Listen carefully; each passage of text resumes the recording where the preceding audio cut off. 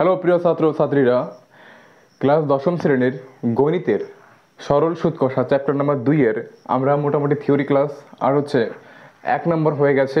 আজকে আমরা করব সরল সুদ কষা মানে অধ্যায় 2-এর অর্থাৎ 46 পেজের 2 নম্বর অঙ্কটা। দেখো অঙ্কে কি বলেছে যে 2005 সালের 1 জানুয়ারি থেকে 27 মে পর্যন্ত বার্ষিক 6% সরল সুদের হারে 2000 টাকার সুদ কত হবে। মানে এখানে একটা সময় দেওয়া আছে, একটা সুদের হার দেওয়া আছে আর আসল দেওয়া আছে, চারটার মধ্যে তিনটা দেওয়া আছে, তোমাকে সুদ বের করতে হবে। আমরা অবশ্যই বের করতে পারবো। দেখো ফার্স্ট অফ অল আমাদের কি দেওয়া আছে আমরা লিখে ফেলি চটপট করে। দেওয়া আছে, প্রথমে কি দেওয়া আছে দেখো, সুদের হার কি আছে, সুদের হার রেট অফ ইন্টারেস্ট আর সমান সমান 6%। নেক্সট কি দেওয়া আছে, আসল ফর প্রিন্সিপাল পি সমান সমান 2000 টাকা। সময় টি সমান সমান, এইটা হচ্ছে আমাদের এখানে গেম। দেখো কি বলেছে এখানে, সময়টা এখানে একটু ঘুরিয়ে দিয়েছে। সময় একটু ঘুরিয়ে কেমন দেখো, 2005 সালের 1 জানুয়ারি থেকে 27 মে পর্যন্ত, মানে এখানে দিন দিয়েছে, তোমাকে ওই দিনকে কিসে কনভার্ট করতে হবে, বছরে। কারণ এখানে যে সুদের হার দেওয়া আছে সেটা কি বার্ষিক, মানে এক বছরে প্রতি 100 টাকায় সুদ হবে 6 টাকা। তাহলে সুদের হার বার্ষিক দিয়েছে আমাদের, সেক্ষেত্রে আমাদের দেখো যে সময়টা দেওয়া হয়েছে সেই সময়টা দিনে দিয়েছে, তো ওই সময়টাকে আমাদের বছরে কনভার্ট করতে হবে। তাহলে দেখো এখানে 2005 সাল, আমরা জানি সাল দুই রকম হতে পারে, একটা লিপ ইয়ার, একটা কি সাধারণ সাল। তাহলে দেখো যে সালগুলি 4 দিয়ে ভাগ যাবে সেগুলি কি লিপ ইয়ার হবে। তাহলে 2005 4 দিয়ে ভাগ যাবে না, সো এটা কি লিপ ইয়ার না।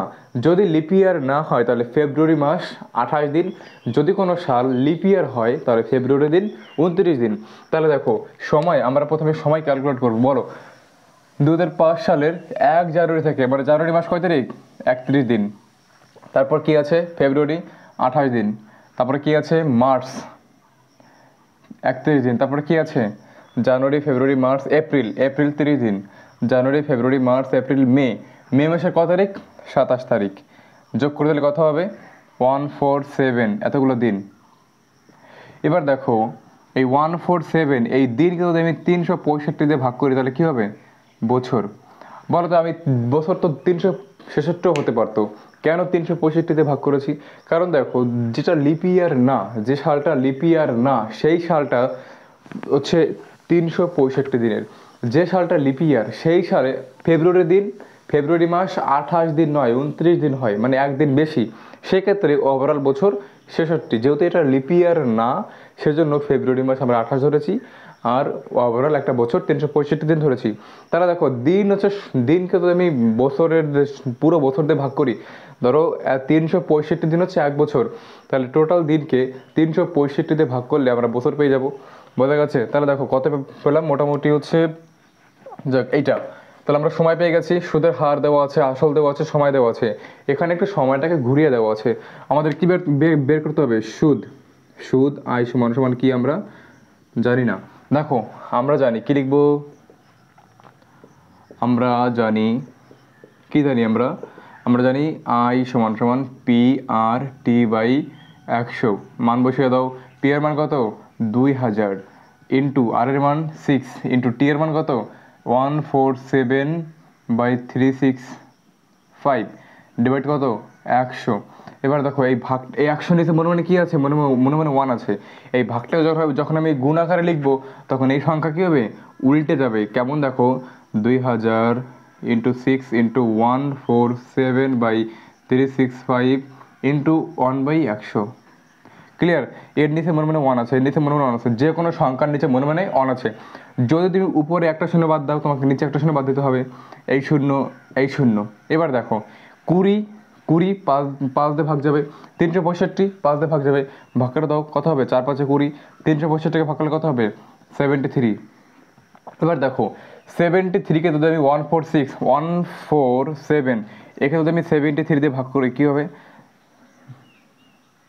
7 2 দিয়ে করলে হচ্ছে 146, তাহলে কত পড়ে থাকে 1। তাহলে দেখো 2 পূর্ণ 1 এর 73, তাই না, 2 পূর্ণ হচ্ছে 1 এর 73। 2 × 1 = 73। আচ্ছা, এখানে একটা দশমিক নিলাম, এখানে ধর দুটো শূন্য নিলাম, কত হবে দেখি? একটা শূন্য যায় তো।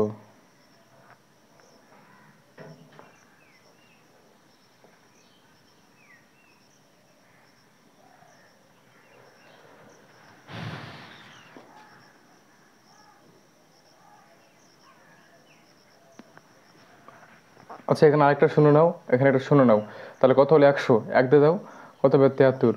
বিয়োগ করলে কত হবে? দেখো আমরা আর নিব না, তাহলে কত পেলাম? 2.01। কত পেলাম? ভাগ করলে কত পেলাম? 2.01। এবার দেখো, তাহলে গুণ করে দাও, উপরের সংখ্যা কী কী পড়ে আছে? 4 × 6 গুণ হচ্ছে 2.01। গুণ করলে কত হবে দেখো তো? গুণ করলে কত হবে? 4 × 6 = 24, 4 × 6 = 24, 48, 48, 48 পয়েন্ট সামথিং। আমরা 48 ধরে নেবো। কত ধরে নেব? 48। কত ধরে নেবো? 48 টাকা। তারা বলো সুদ কত টাকা পেলাম? সুদ কত টাকা পেয়েছি? 48 টাকা। সুদ কত টাকা পেয়েছি? 48। এই অঙ্কটা শুধুমাত্র সময়টাকে ঘুরিয়ে দিয়েছে। অঙ্কটা খুব ইম্পর্টেন্ট, পরীক্ষা আসার মতো অঙ্ক।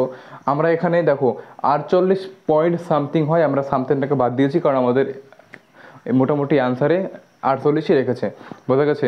147কে 73 দিয়ে ভাগ করলে 2.01 সামথিং হয়। তো ওইটার সঙ্গে যদি আমি 24 গুণ করি, সামথিং কিছু হবে, তো ওটাকে আমরা মিটিয়ে দিলাম। এখানে কত আসবে? 48, 48 পয়েন্ট আছে 24 এরকম আসবে। 24 টাকা আমরা বাদ দিয়ে দিলাম, মোটামুটি আমরা লিখেছি 48। বোঝা গেছে? যদি কারো কোথাও ডাউট থাকে অবশ্যই কমেন্ট করে তোমরা বলতে পারো।